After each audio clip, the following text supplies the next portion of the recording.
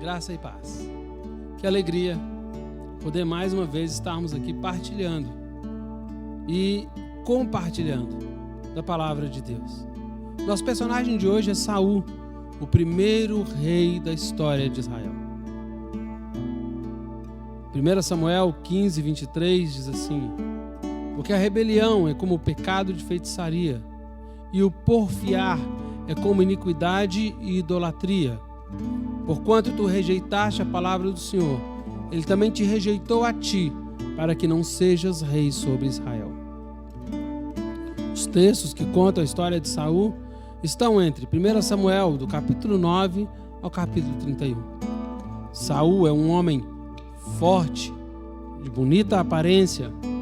Saul unificou o reino. Saul viveu 70 anos entre 1051 e 1111 a.C. E por 40 anos foi rei sobre Israel. Seu nome significa o implorado. Israel, nos tempos de Saul, era uma nação em ascensão, renovado espiritualmente, inspirado por Samuel e suas orações. Haviam derrotado os filisteus e tinham um sentimento de orgulho nacional, acompanhado por um forte desejo de mudança.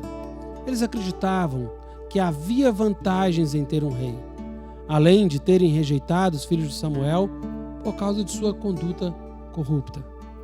Samuel ficou chateado porque Deus não foi honrado, mas tendo governado seu povo através dos juízes e por obediência ungiu Saul como rei, que na época era um homem de 30 anos e pertencia à tribo de Benjamim.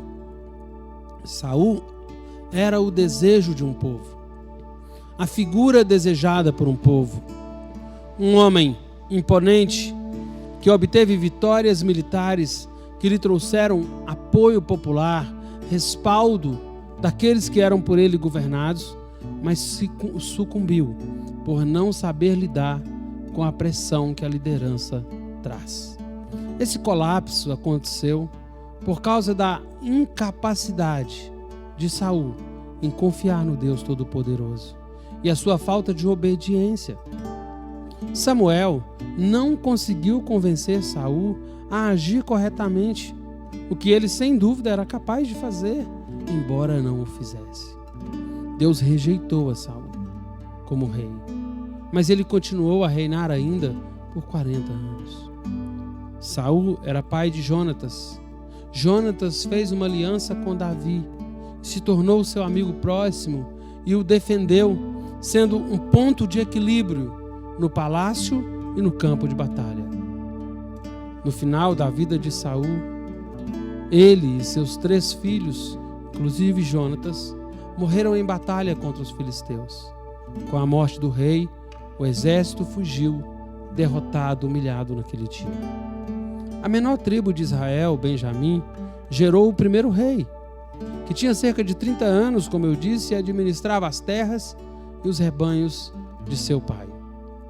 Samuel, avisado por Deus, ungiu a Saul como rei, e este teve como primeiro teste militar derrotar o exército invasor dos amonitas, gerando, como eu disse, popularidade, e este ato levou Samuel a reunir o povo e desafiá-lo a renovar sua aliança com Deus. O segundo desafio de Saul foram os filisteus, muito mais preparados, com armas e soldados, com estrutura de guerra, estrutura militar. E para essa tarefa, Saul fez uma convocação a todos os homens, mas apenas 3.000 responderam ao seu chamado. Antes disso, Samuel propõe a Saul um dia para sacrificarem ao Senhor. E este, temendo por uma derrota, visto que muitos soldados estavam deserdando, decide não esperar pelo sacerdote e oferece ele mesmo os sacrifícios. Samuel, ao chegar, exorta a Saul por ter agido neciamente e anuncia que sua família não teria descendentes no trono da nova nação. Havia uma ordem para aniquilar os amalequitas. E Saul, além de poupar os inimigos de Deus, ele fica com parte do gado e dos espolhos daquela guerra.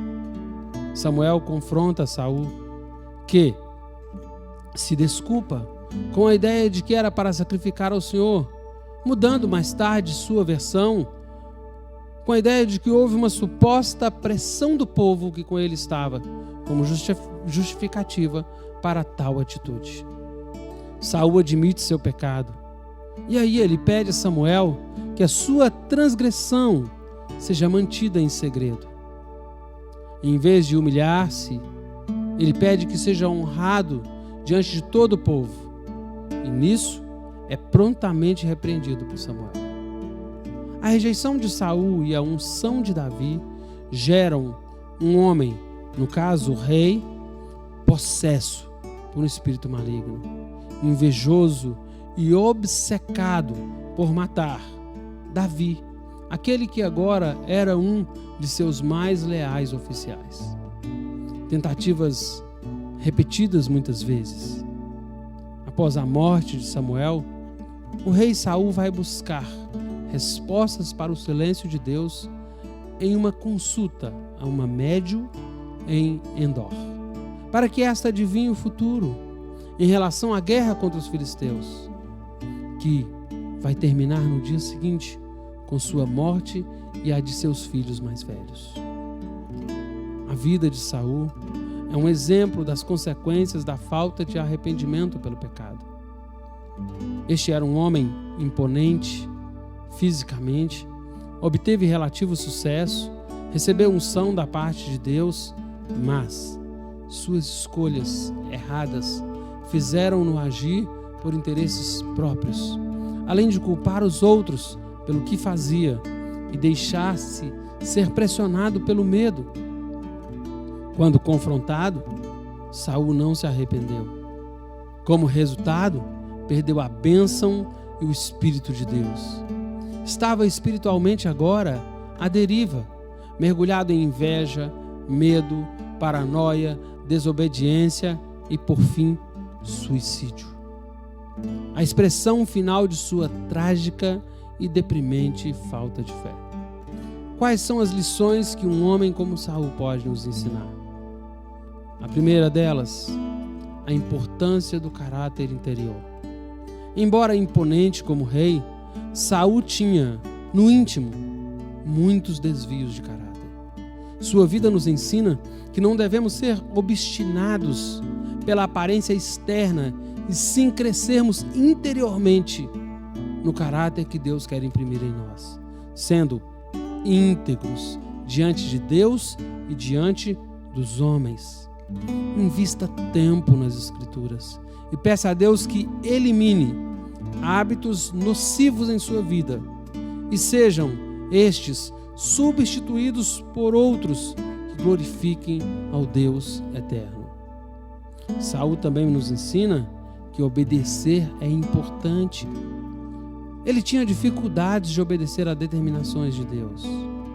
Afinal, sempre tinha uma boa escolha, uma ideia que considerava melhor e, quando confrontado, sempre tinha também uma boa desculpa. E o Senhor não trabalha com desculpas ou racionalizações. Pense, que áreas de nossa vida ainda não estão submetidas ao Senhor? Ele quer obediência completa. Por que não lhe daremos isso? A outra lição importante que Saul nos ensina é o valor da confissão. Pecado não confessado é o começo da queda de Saul. Confessar é aceitar que você não satisfez o perfeito padrão do Altíssimo em algum aspecto.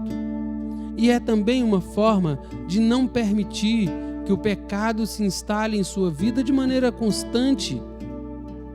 Servir em integridade exige confissão diária de nossas transgressões, confiando sempre no seu amor e recomeçando todas as vezes que for necessário. Deus te abençoe. Deus abençoe sua vida. Em nome de Jesus.